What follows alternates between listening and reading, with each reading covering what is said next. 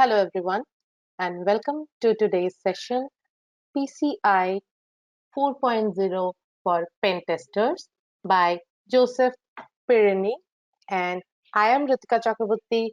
I will be your host for the day.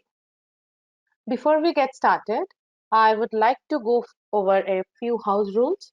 For our attendees, the session will be in listen-only mode and will last for an hour, and out of which last 15 minutes will be dedicated to Q&A.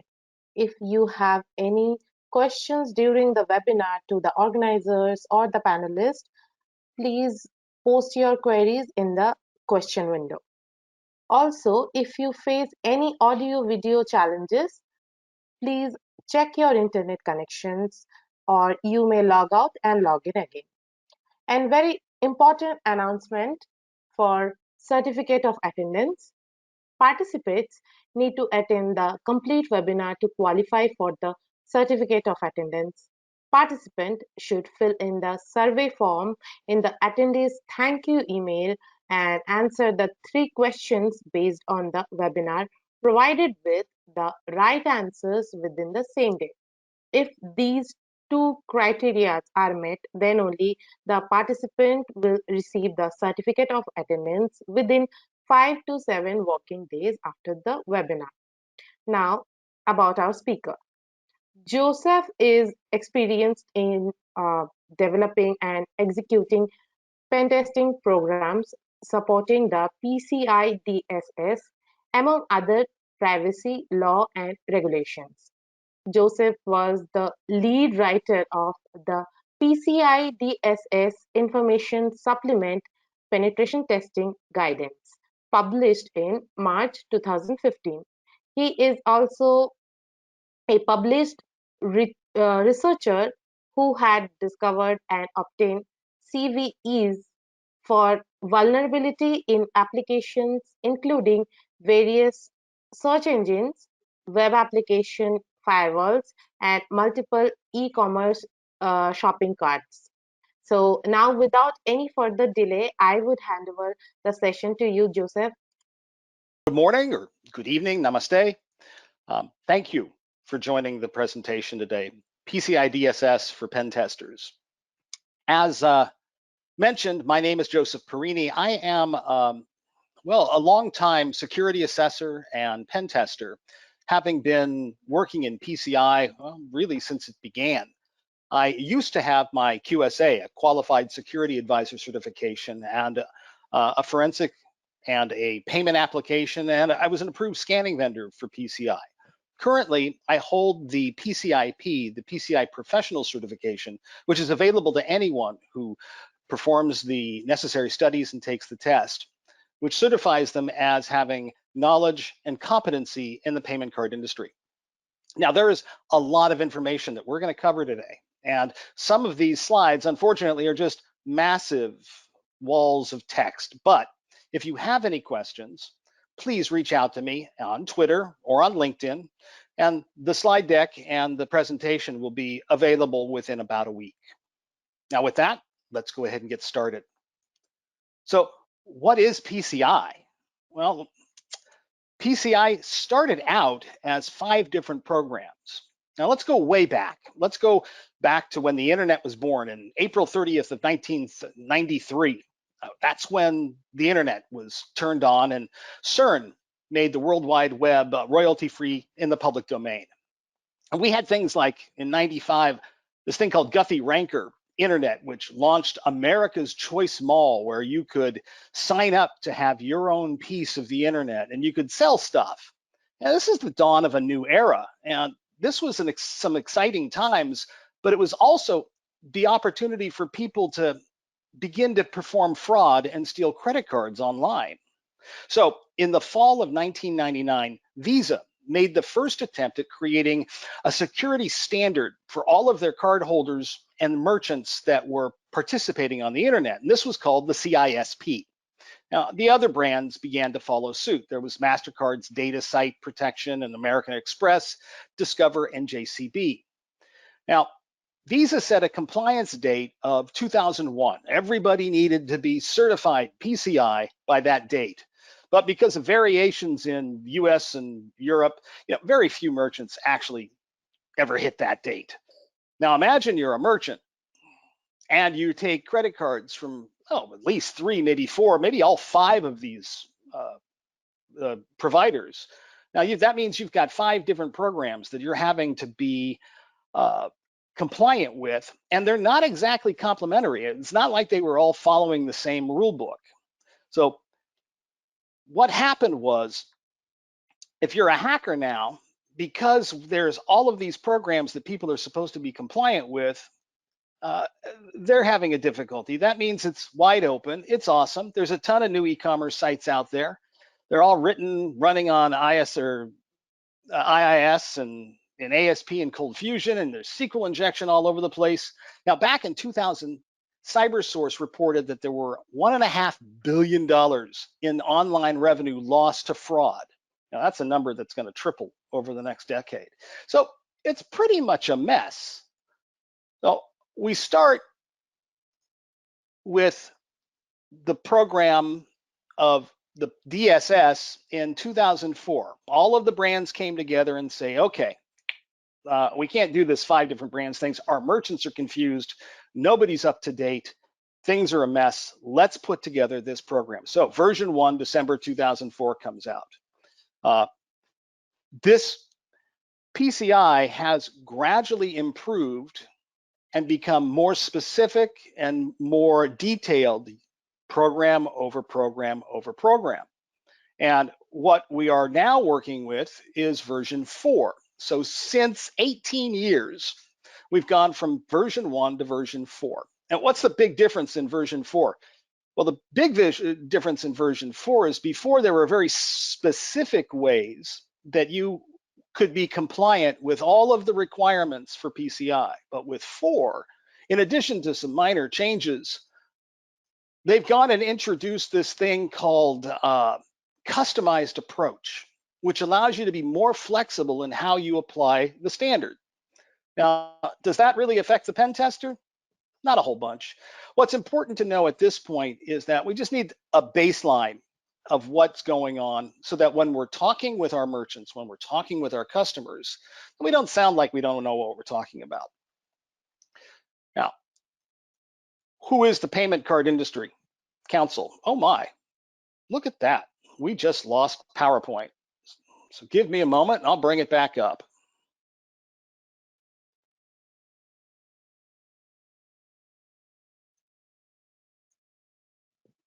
If it can go wrong, it's gonna go wrong.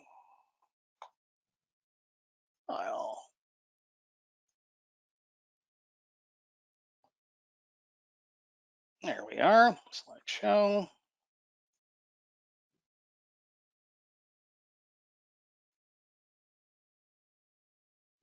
Okay, one more time, let's try this.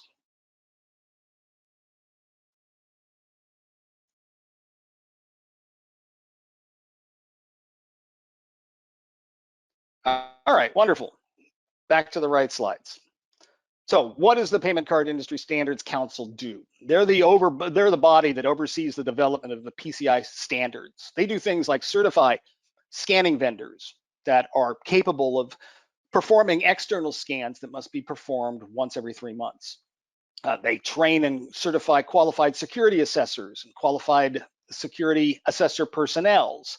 They have a whole number of different programs that they manage, including the ASV program, the internal security assessor program, the payment application QSA, which is where really you're a qualified security assessor focused entirely on payment applications, the PCI forensic investigator, because things go bad, and if so, the council wants to know how did things go down.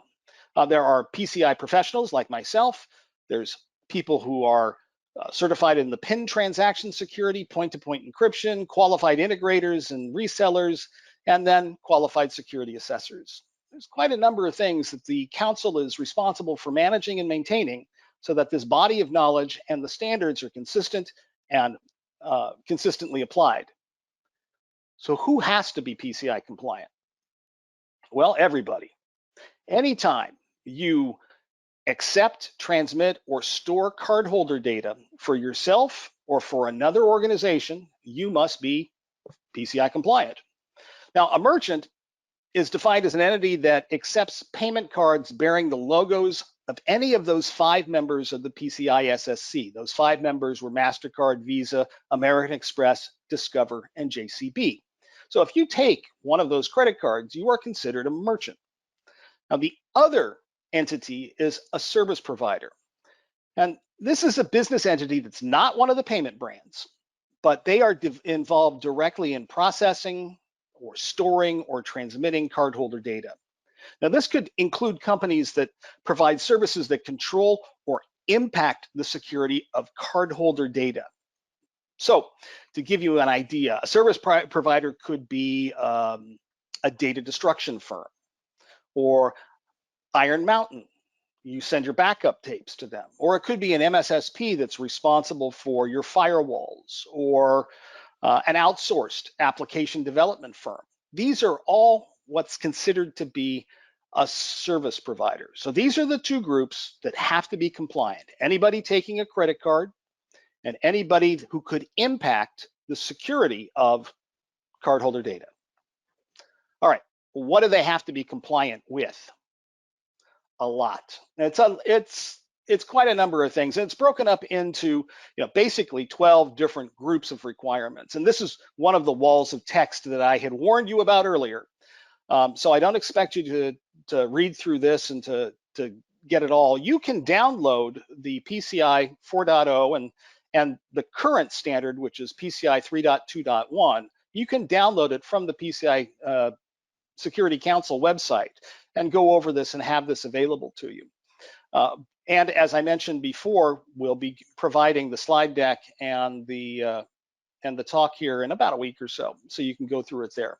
But what do we care about? We're hackers, we're pen testers. We're here to look to make sure that the requirements that they put in place are effective and adequate and can keep us out. So stuff that we need to know about.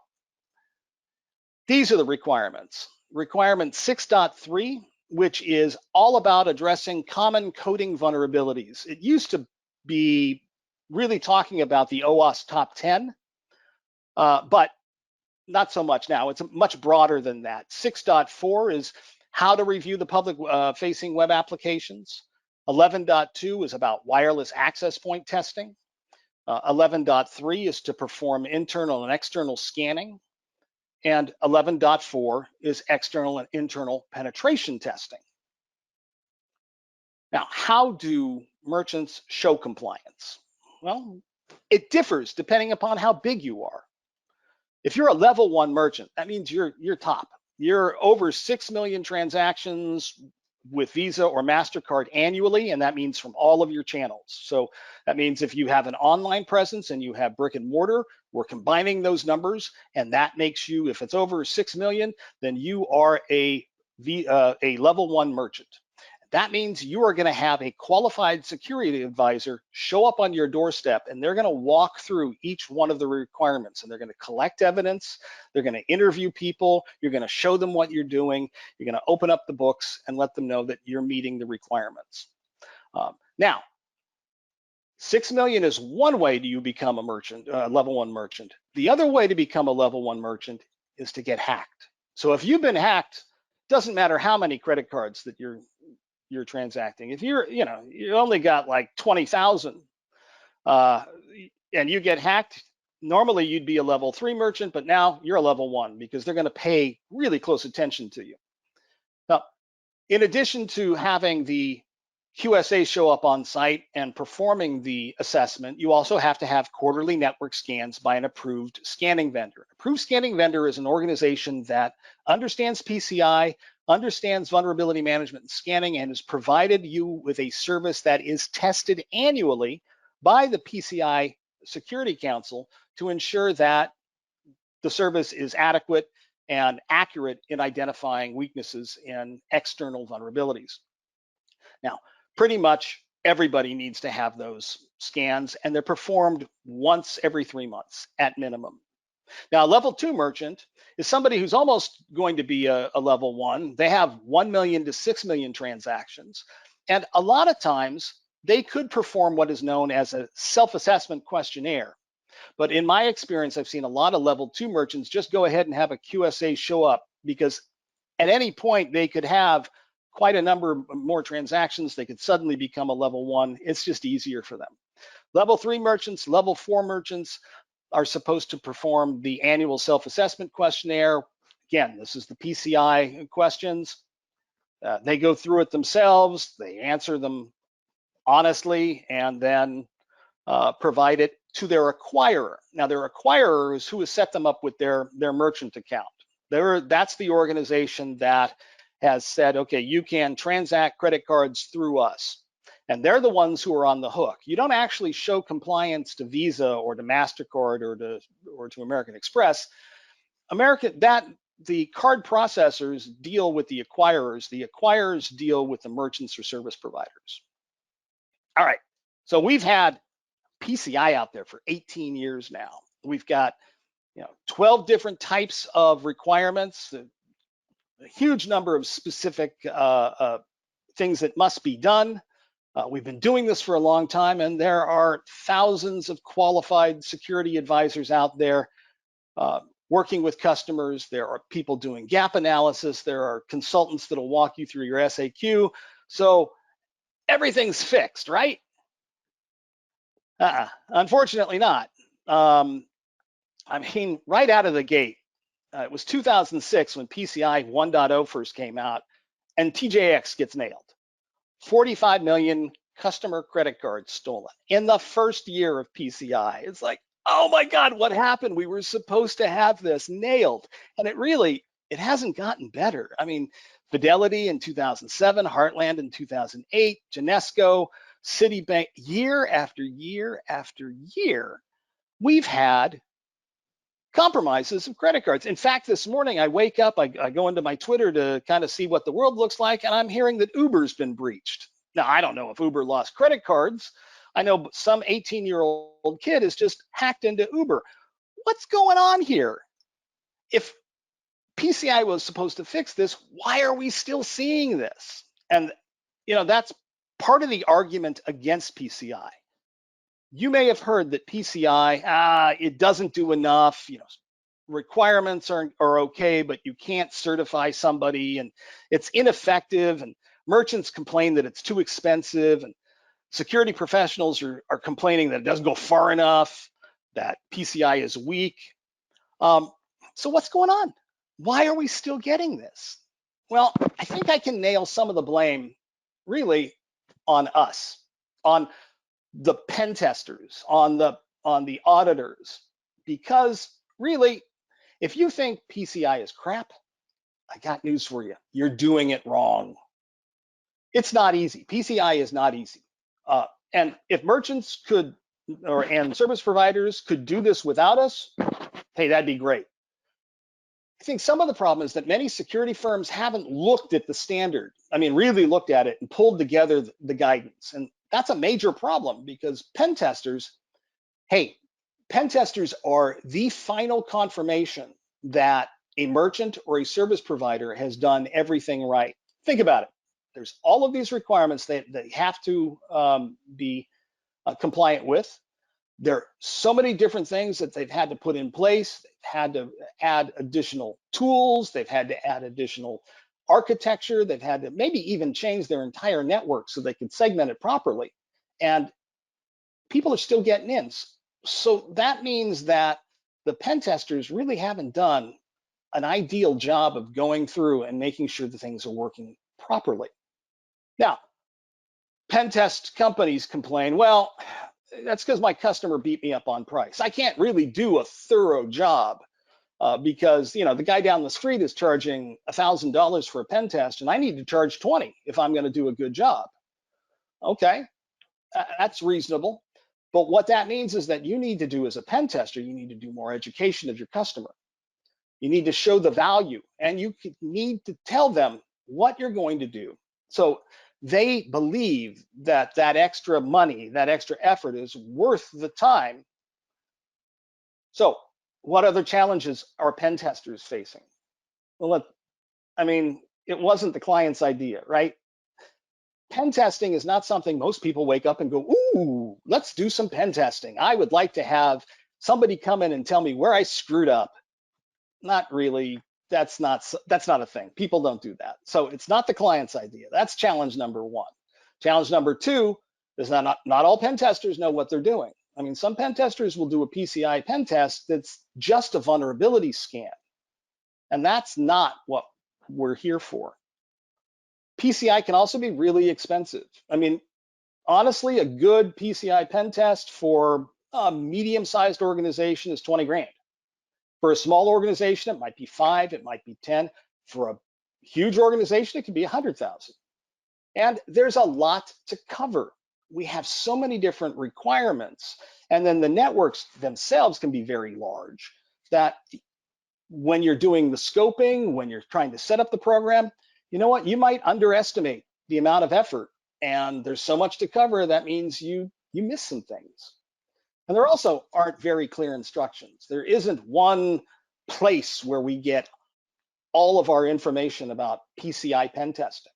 But I can tell you where you can go to get most of the information. So how are we supposed to pen test? There are different ways that we can find out how we're supposed to do this. And the 4 sources of information is the PCI Data Security Standard Testing and Procedures Guidance. This document by itself says, this is what you do, this is the objective. Now, before 4.0 in PCI 3.2.1, it was pretty specific. It told you how to do the thing. But now, with this customized approach, what it's doing is it's providing you with the objective. What objective are you trying to hit? So you have more flexibility in the testing. So that's the first place to start. Then back in 2015, we wrote the penetration testing guidance. I had a really big hand in that. And we kind of wrote down exactly how you should do it, how you should be scoping, how you should be writing the report, everything. And then back in 2017, the council went through and cleaned it up a little bit. We had some spelling mistakes, and they made some adjustments to it. So you've got this as your penetration testing guide. And then there's the ASV program guide. Now, the ASV program guide was built for the approved scanning vendors. And these are the vendors that perform quarterly scans of the external PCI infrastructure. That has some slightly different requirements that apply both to the scans and should also apply to your penetration tests. And then the last piece is the guidance for PCI DSS scoping and segmentation. And I'll explain a little bit more about that in just a second. So the testing procedures and guidance, what can we pull out of this? Well, it says we need to simulate a real world attack situation with the goal of identifying how far an attacker would be able to penetrate into the environment. Let's take that sentence for a second. Let's understand what that means. Real world attack. That means that we are in a scenario where we are pretending to be the bad guy. We're not just doing a vulnerability scan. We're doing exploitive testing. We are trying to determine how far we are able to penetrate into the environment, which means we are putting together attack chains. So for an internal test, we might decide we're going to do a scenario where someone has walked into the building, found a network jack, and plugged in. And then after that, you get to do whatever you need to do to see if you can get to the credit cards. For the external, you might do some phishing because that's part of a real world attack situation. But whatever you're going to do, these are going to be exploitable vulnerabilities, not just scan it and say, oh, okay, maybe it's vulnerable, maybe it's not. No, we're going to give them the actual truth of the matter. The other thing from the guidance is that we are targeting the CDE and connected systems. Now, CDE stands for the cardholder data environment. Anything that's connected to it, we're going to exploit identified vulnerabilities. So it's not enough for us just to say, oh, you've got log4j on that system. All right, we'll do something with it. We have to follow a specific third-party methodology. We can't just make this up So we have to follow something like NIST or the PTES, the Pen Test Exploitation Standard. We need to do this at least annually, and we have to do it after any significant changes to the environment. Now, significant changes, what is the significant change? If you replace a firewall with the same firewall, with the same rules and everything else, that's probably not a significant change. But if you were to replace the firewall with a whole new firewall and a whole new set of firewall rules, that's a significant change. If you were to add a new office to the network, that's a significant change. So you need to work with your customer to determine, all right, you don't have to be a hard ass, but you need to say, could the changes that you've made impact the security, reasonably impact the security of the environment? If so, then we need to test it. How much we need to test is up to you as the pen tester. Use your best judgment. If the impact of this change is small, then maybe you just kind of test around the change. If it's massive, then maybe you have to redo the whole pen test. Now, the other document we looked at, the pen testing guidance, it talks about the difference between a vulnerability scan and a pen test. And a lot of pen testers are still struggling with this. A penetration test is exploitive. It means you know whether or not that vulnerability can be executed on the box, and you can do something with it. Now, I know a lot of customers freak out when you say, well, I'm going to do Meterpreter, and I'm going to get a shell on the box, and I'm going to then take the information I find on that machine, and I'm going to use it to attack other machines. So I'm going to use this tool over here called Bloodhound, which is going to show me everything in the environment, and then I'm going to use that to see if I can get from where I am to where I need to be. Well, you know what? It can be scary, but a qualified, competent pen tester taking their time and doing it correctly can do it safely. But it's important that we are doing exploitive testing and not just vulnerability scanning. It also talks about black box versus gray box. Now, black box means we don't know anything about the environment. Gray box means we know something about the environment. And yes, I tend to say, you know what? Give me as much information as I would reasonably figure out myself, because I want to save the customer a little time and money. I mean, if I'm going to go in and I'm going to find out what the internal IP addresses are because I'm going to scan the entire network with mass scan, well, you know what? You could probably save us all time and money and just let me know what the internal IPs are, because I'm going to find out anyway. And that way I'm saving you time, I'm saving you money, and I'm going to be able to do a more thorough examination of the environment without having to do some of this other miscellaneous stuff. Now, the pen testing guidance also talks about who's qualified as a pen tester. Do they need to be certified? No, there's no certification. But the QSA or the merchant themselves may want to have a conversation with the person who's going to be on their network so they can get a comfort level that they know what they're talking about, they know how to pen test safely. The pen test guidance also says requirements for third-party pen testing methodology, saying you can't make this up on your own. Use one of the established third-party methodologies. It also says consider social engineering. It doesn't require phishing or social engineering, but let's ask ourselves as professionals, what is the number one way people get in? The number one way they get in is through phishing and social engineering. And if we're not testing an environment for that, then we're probably leaving a great big hole. The pen testing guidance also gives the report content guidelines and provides scoping suggestions as well. Now, we can also look at the ASV program guide. Why? We're not vulnerability scanning, but what it does is it provides some very specific things that we need to match. So there are certain things like automatic failures. If you have a database, you're from the cardholder data environment, exposed to the internet, that is an automatic fail. If you have cross-site scripting, SQL injection, HTTP response splitting, things like that, these are all automatic fails. There are also severity levels that we need to talk about. And I've seen organizations make up their own severity levels, and that's a bad idea, because now we don't have a common language that we're using to be able to say, hey, this is an 8, this is a 7, this is a 10, this is a 3. Don't make up your own severity levels. Use the NVD and the CVSS scoring. And I think CVSS scoring now is version 3.0. By having a common severity language, we will not confuse our customers, because they may be using Nessus or Qualys or something else for their internal scanning, and it's got a certain severity level for this thing, and then you come up and you've made up your own severity level because you want to put your stamp on it. Don't do it. It's just too confusing.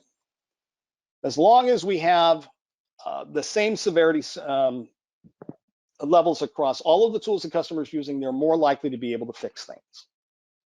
Now, the other document we're using is the guidance for PCI DSS scoping and segmentation. Scoping is a conversation PCI has all the time, and this is where you, as a pen tester, are an exceptionally important part of the process. Because to be considered out of scope for PCI, a system component must be properly isolated or segmented from the CDE. That means if compromised, that system could not impact the security of the cardholder data environment. So that's where you come in. You're looking at anything that's outside of the environment and whether or not, okay, if I hack this, can I do anything with it? Can I get into the cardholder data environment? A lot of customers want to argue scope back and forth. I got news for you. Bad guys, they don't debate scope. Scope for us, for me, it's not out of scope if I can use it against you. There are things that we've seen in the past, like with Target. Target got hacked because they had a environmental control network that for some reason allowed connectivity into their corporate network, which then allowed connectivity into their CDE. Does that mean that the that environmental network should have been in scope? Yeah, actually, it should have been properly segmented so that it wasn't in scope. Segmentation is a big deal. If you can reduce the number of things that interact or talk to the cardholder data environment, and your pen tester says, yes, what you've done is effective, that's the best way to go. You want to try and reduce the amount of systems, but scope needs to be effective. It can't be, well, we're just not going to consider it. We're going to mark it as out of scope because we don't think it's a problem. The pen tester will tell you whether or not it's a problem. And that's your job to be able to go in and look at everything. So even if the customer tells you, okay, these are our IPs and this is all of our stuff, I will spend the first few days of my internal pen tests and my external pen tests doing open source intelligence gathering and going back to the customer and saying, hey, I found this thing, these domains you didn't mention, or I found these IP addresses that you didn't bring up. Should they have been considered? Should they have been part of the scope of this engagement? That's our job. Now, there are rules that the customer can put in place to keep us from going too far, and those are the rules of engagement. Now, if the intent of our penetration test is to simulate a real-world attack situation with the goal of identifying how far an attacker can get into an environment, we need to put some limits on some things. First off, denial of service attacks. It's not really important to us. As far as we're concerned, hey, if the system that contains credit cards is knocked offline and you can't get to it, that's probably the safest it's ever going to be. So we don't do denial of service attacks. That's part of our rules of engagement. But it's also important to have the customer say, hey, we've got an AS400 over here, or we've got some old AdTrad routers that are a little fragile, and we've noticed that when you scan them, they fall over. That's important information that we need to get because we will then test those maybe manually, or we might do a tabletop examination, or we may just request the configurations so that we can look at it rather than do something that would knock it over. So in your rules of engagement, you should have an understanding of what's risky or fragile, and then collaborate with the customer to figure out how you're going to test those safely. Speaking of safely, do you test in staging or do you just test in production? Web applications in particular, they've got all the live data up there. That's the latest and greatest code that's in production. Should you be testing there?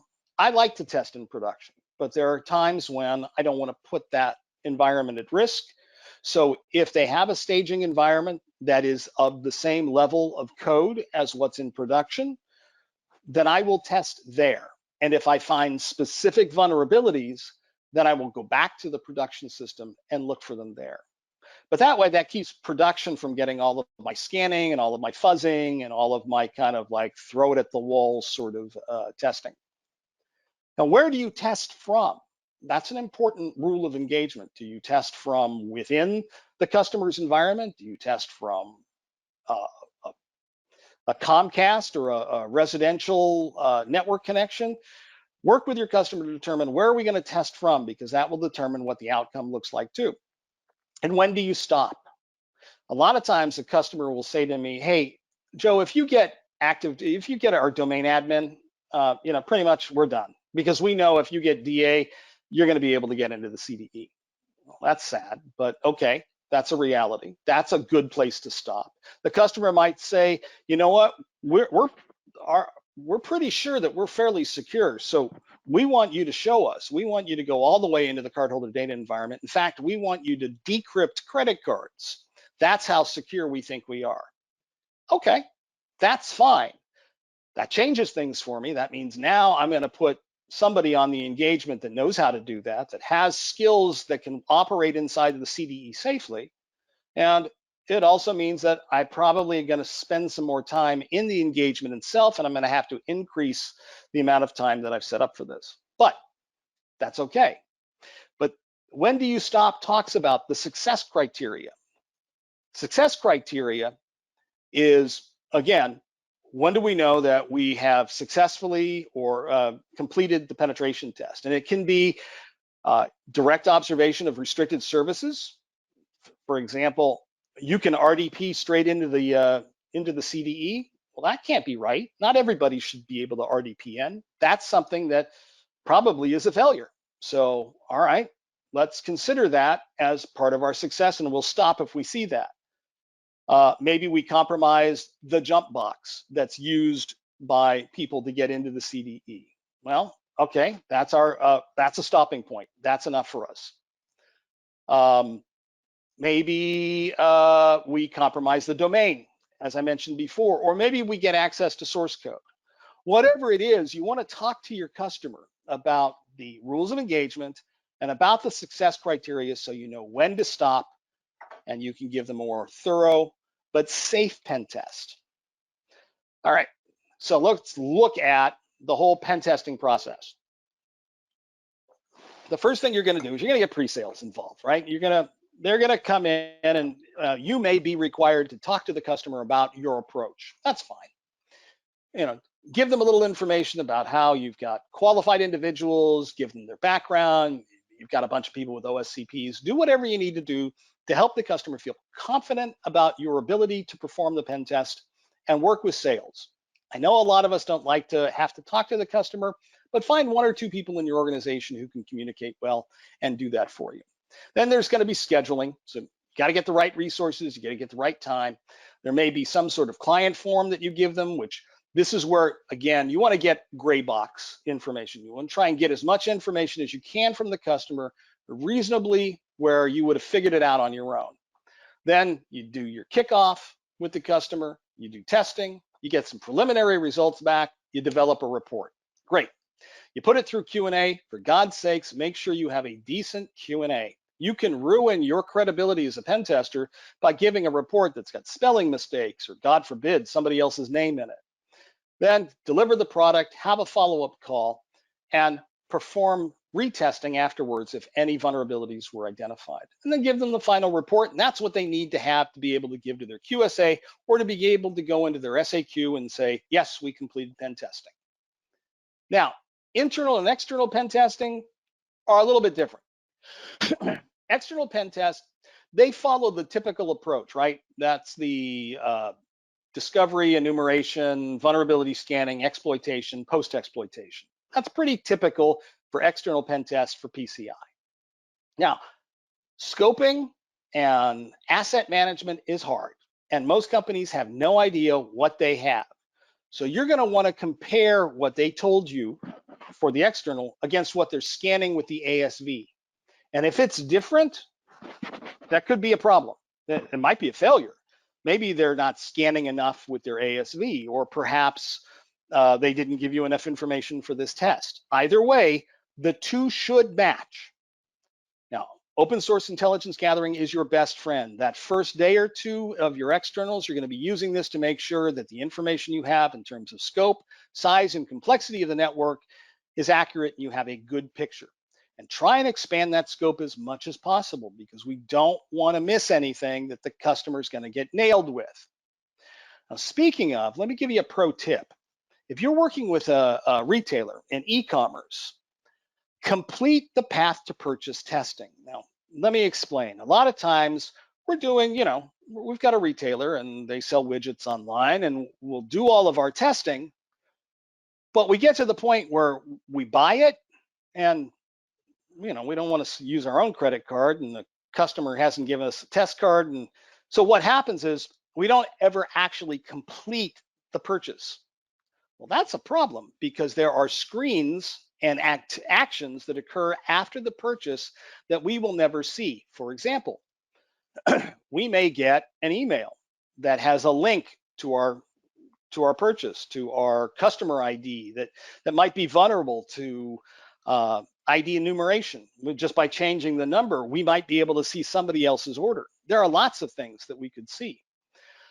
There might be a page just past the purchase that has SQL injection or cross-site script or some vulnerability that we would not have seen. And because we're reluctant to use our own credit cards, we don't want to spend the extra effort trying to get things backed out, a lot of people will skip this. And I'm telling you, don't skip it. Very important. Work with your customer to get a test card, to get the transaction backed out. See if the customer will buy you a prepaid Visa card, and make sure that you're looking at the purchase confirmation emails after the sale to make sure there isn't anything that's a surprise. All right, testing internal networks. Here's the thing. Don't attack the cardholder data environment. Don't make that your target. And I'll tell you why. 9 times out of 10, the customer probably is fairly secure there. They've got rules and controls in place. But what we do know is that people still have to get in there. So attack those privileged users. A privileged user is anyone with access to the environment. We want to go after them, not the CDE itself. If I can get their access controls, if I can get on their system, if I can get their credentials, then I can get into the CDE. And don't just look at the regular network. Look at the VoIP. VoIP is weird because people just throw it up there and it's just voice over IP, and that's their own network, but there can be VLAN hopping, there can be connectivity to networks that you may not have access to normally. Same with climate control and printer networks. Test them all. And I'll also tell you, there's no such thing as a guest network. A guest network is just a network that you've put up that doesn't have a lot of security controls, but what happens is that the regular users start using it too, because it's so convenient. They don't have to use their tokens, they don't have to use whatever, they can just connect. And now you've got this whole network with systems that are just waiting to get picked out. And you can go in and put persistent connections on those, wait for them to connect back into the corporate network. Or sometimes I had a wireless network in the UK once, where from the parking lot, I was able to get on their guest network, compromise one of the systems who happened to be simultaneously connected via his dock into the corporate network. And because he had used the guest network, I don't know, for a conference call or for something else earlier and hadn't shut it off, he had left this bridge. So this guest network now became a de facto corporate network that I was able to use, and I breached them from the parking lot. Wireless is awesome for that. Wireless tends to be flawed. There are lots of things that you can do to be able to hop from that network. Things you want to look for in wireless networks are they using the domain controllers for the DNS? Are they using other systems that are somehow related to the rest of the environment within this supposedly wireless guest network? You know what? Take a look at it. Automate as much as you can, and then use that information against them. Should you do a physical? There are no requirements for physical testing, physical pen testing in PCI. However, that doesn't mean that you shouldn't bring it up to somebody's attention. If you see a whole bunch of tailgating, or if you see a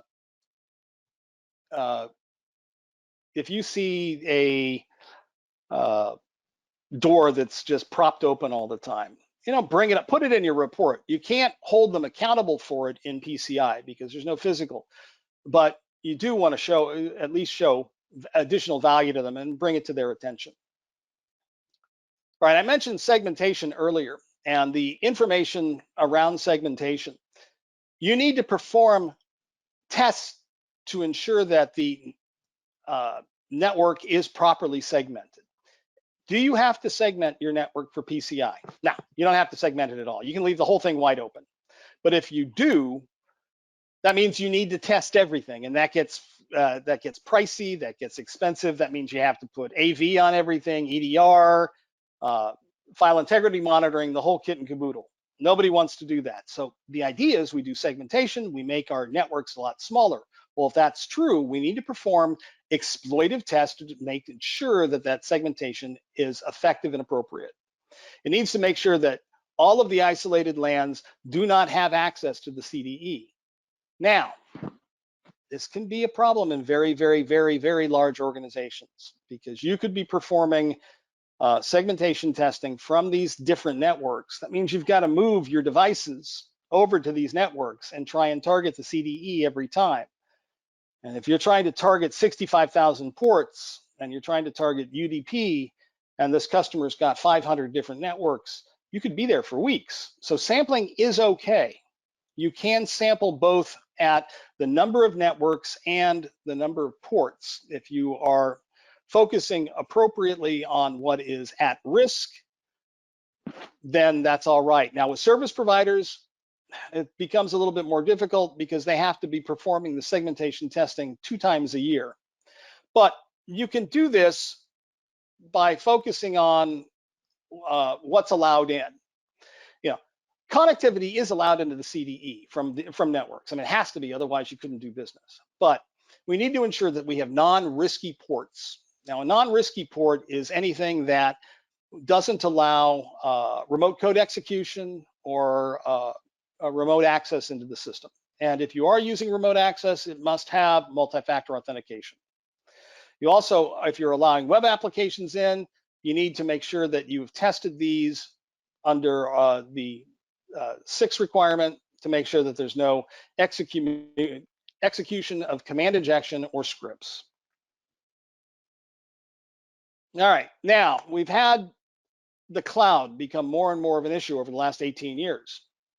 And a lot of times now, the customer will say, hey, you know what, our CDE is in the cloud. Do I still have to test this? I mean, basically, our cloud, our network is up there, and we manage it with 2-factor on-demand VPN, and our system admins could be in a coffee shop doing their work. Do we still need to do an internal pen test of our offices?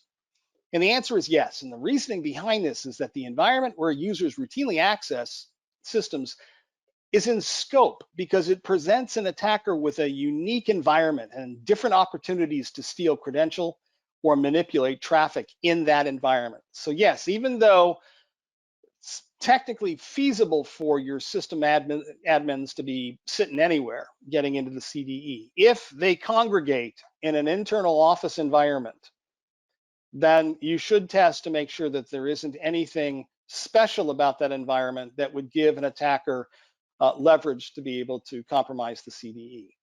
Now, there are some exceptions to this. You can get the 2 guys and a dog in Maine in a farmhouse, or startups where it's spread out all over the place. But for the most part, you will want to test. Now, there are a lot of different types of clouds. There are private versus public. There's software as a service, platform as a service, infrastructure as a service. Lots of different ways that cloud can be stood up. We need to get permission first to make sure that we are not going to end up getting blocked by the cloud provider. AWS, you used to have to get permission, now they don't care.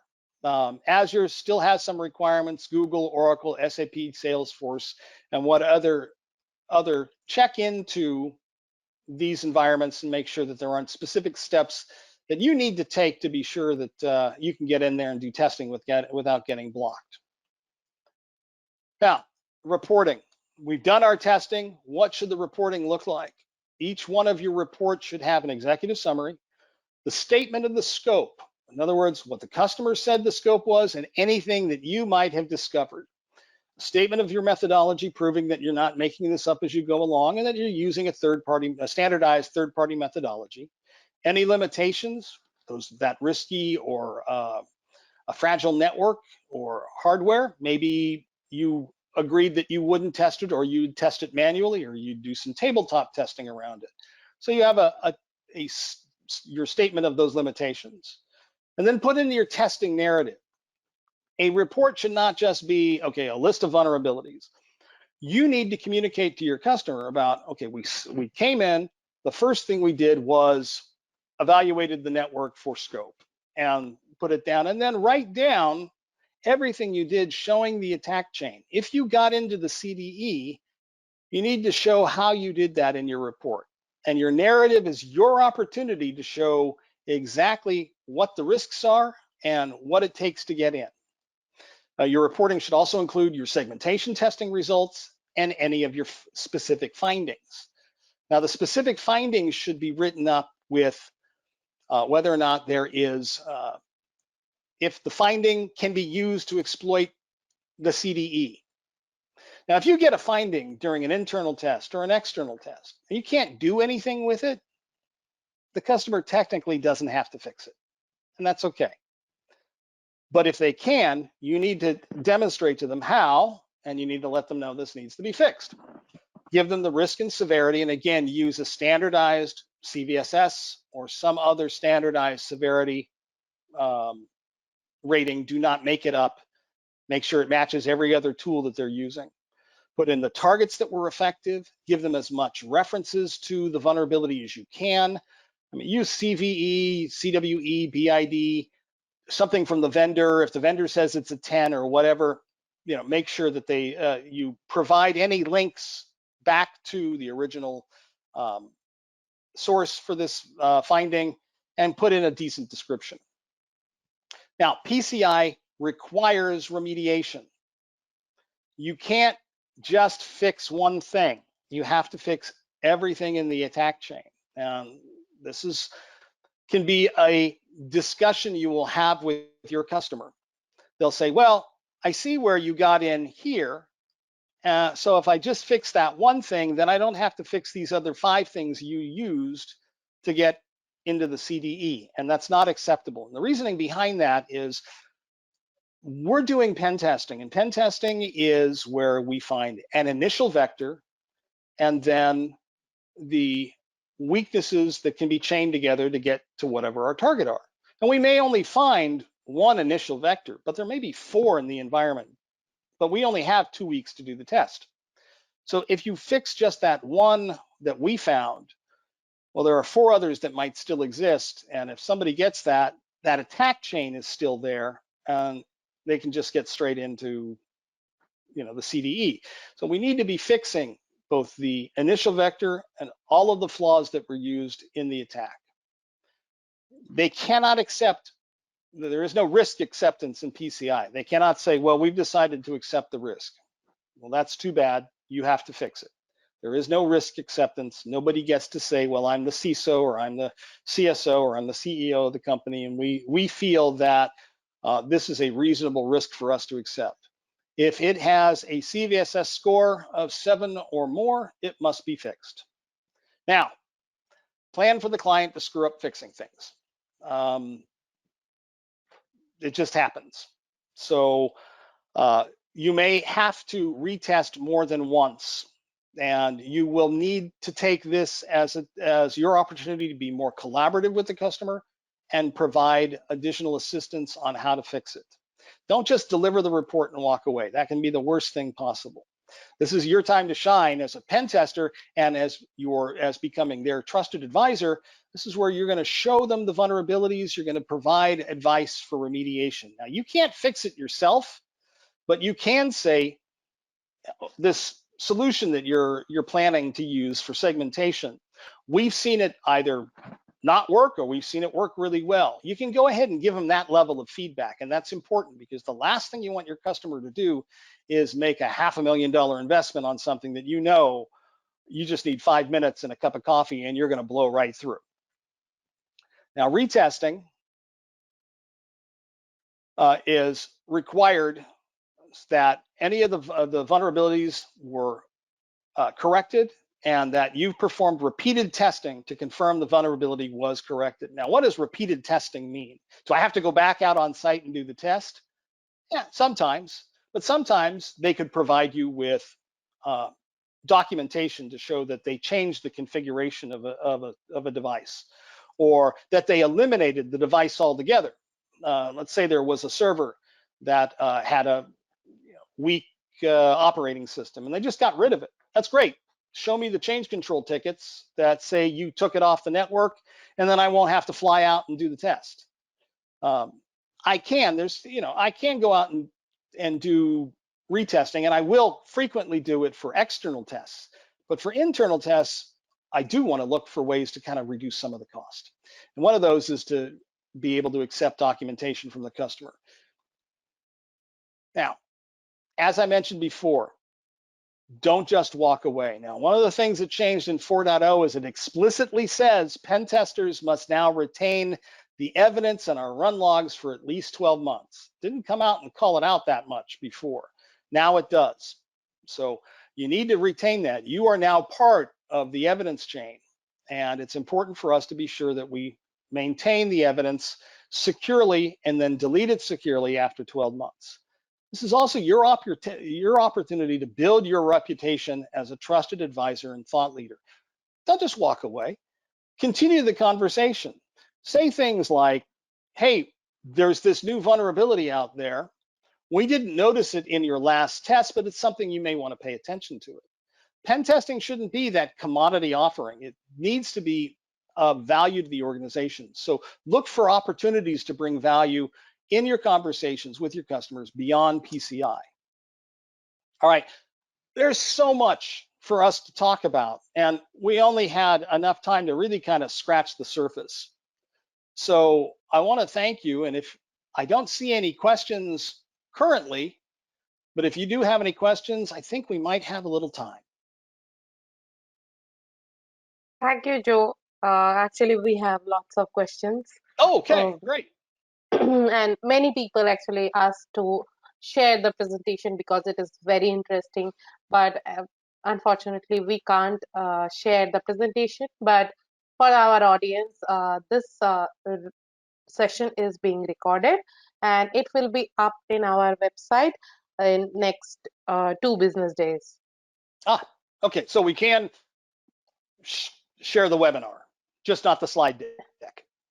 Yeah. Yes. Perfect. That's still good. Okay. Do we have any time to take any of these questions? Yes. Before we go to the question, just a small information. Today's session is in sync with EC Council's CPEN certification. EC Council CPEN certification is a specialization certification that teaches you to perform effective penetration test in an enterprise network environment. So if you want to obtain this course, please take part in the poll which is going to run now. So now we will take the question.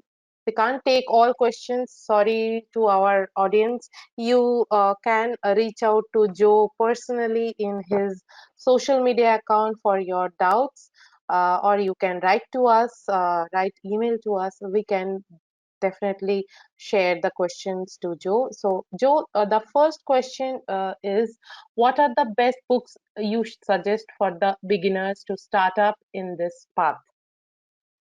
What are the best books?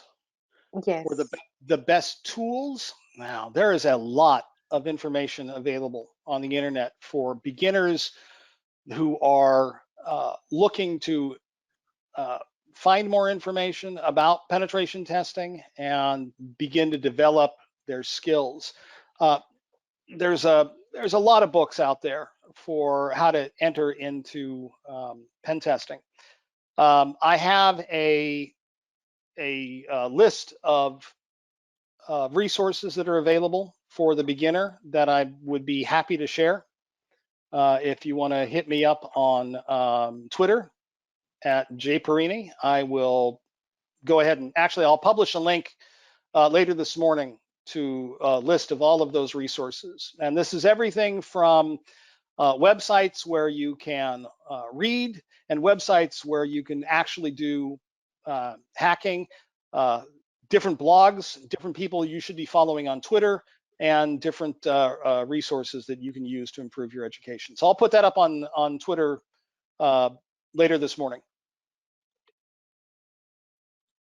Thank you, Joe.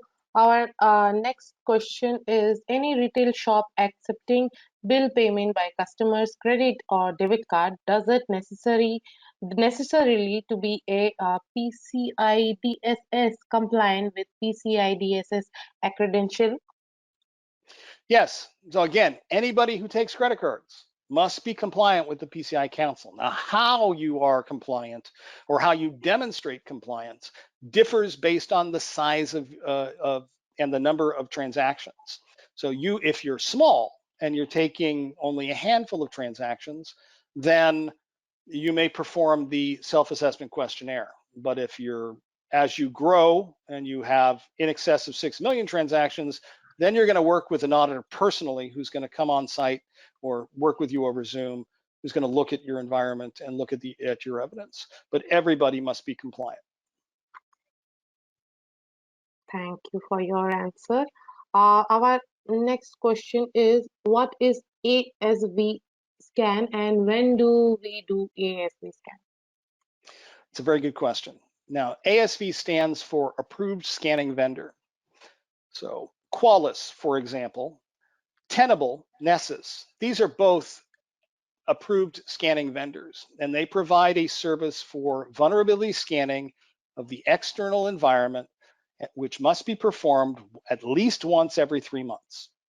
Now, the approved scanning vendor themselves undergoes an annual review of the quality of their scans, whether or not their tools are effective in identifying all of the vulnerabilities that are set up by the testing firm.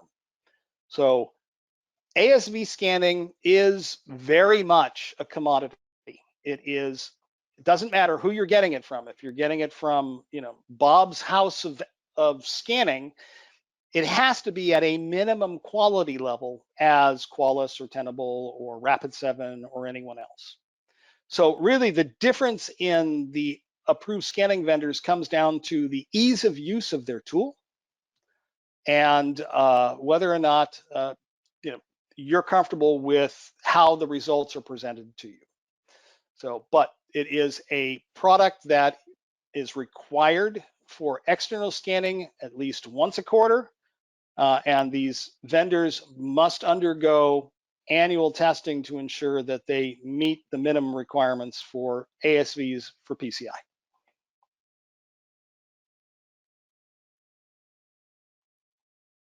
Thank you so much, Joe. So our next question is, what is the main difference between ethical hacking and pen testing?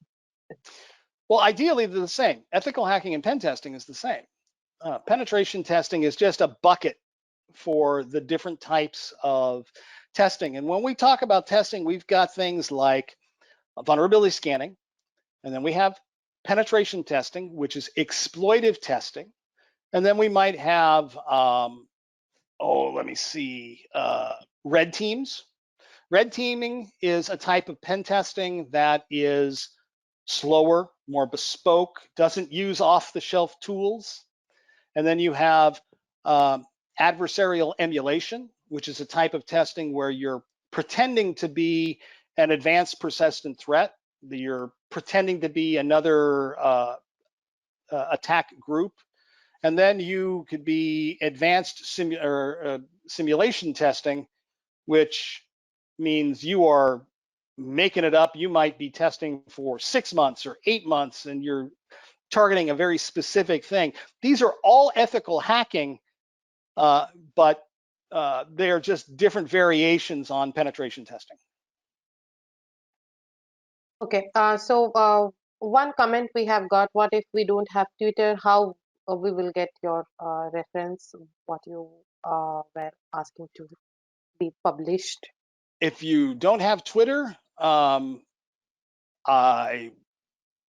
you can also reach me on LinkedIn, and I'll be happy to send it to you. I'll be happy to, I can publish it on both. And if you don't have LinkedIn or Twitter, my suggestion is you get LinkedIn or Twitter. To continue your education, you are going to want to have different ways of communicating with the community.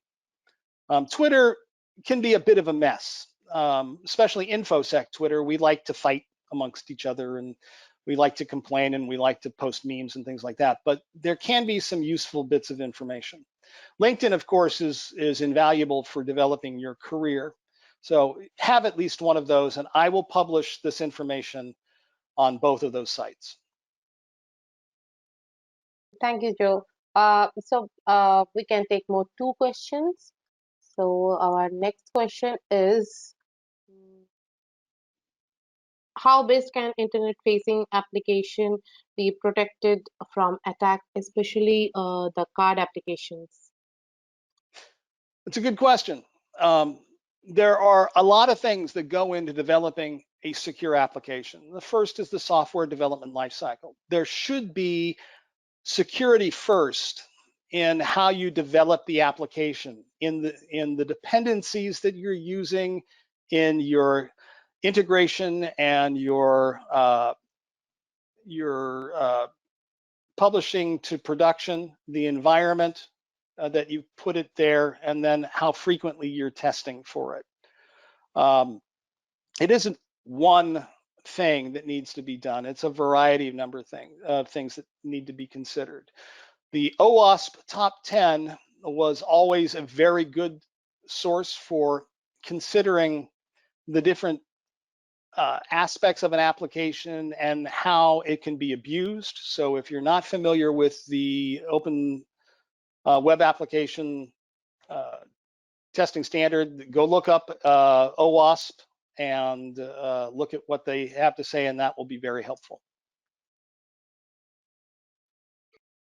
Thank you, Joe. So our last question is, what exactly is fuzzing? Fuzzing. Fuzzing is a way of making random or a large number of random requests at the application or the protocol and looking at the responses. So for example, if I have a web application and I want to look to see if it's vulnerable to cross-site scripting, I will use burp, which is a tool for web application testing, and I will use my list of possible cross-site scripting characters and fuzzing parameters, and I will use that, and I will request that against any input within the application. And that's just one idea of fuzzing, but it's where you're throwing a lot of random requests at the application, looking for error messages, looking for incomplete responses, things that indicate that there might be an opportunity to exploit the application further. Thank you so much, Joe, for answering those wonderful, like those questions and presenting and giving the knowledge to the global audience we have. It was a pleasure to have you all with us, and we are looking for more wonderful session with you. Before we actually conclude the webinar, Joe, do you have any messages for our audience? I don't. I appreciate that you're looking to improve your education, and you're looking at different ways of doing that, and joining webinars like this is definitely one way to improve your skill sets. But I appreciate you coming today. Thank you very much. Good morning, good evening, namaskar, and have a great day. Thank you so much to all our attendees. Before we end the session, I would like to announce our next Cyber Talk session, that is Foundations of Data Security Practices by Himanshu Sharma on 27th of September. To register for this session, please go to our website, which is www.eccu.edu/cybertalks. The link is given in the chat section. Hope to see you all on 27th of September. On behalf of the entire Cyber Talks team and our presenter, thank you once again for joining us today and have a great rest of your day. You all may disconnect the line. Thank you.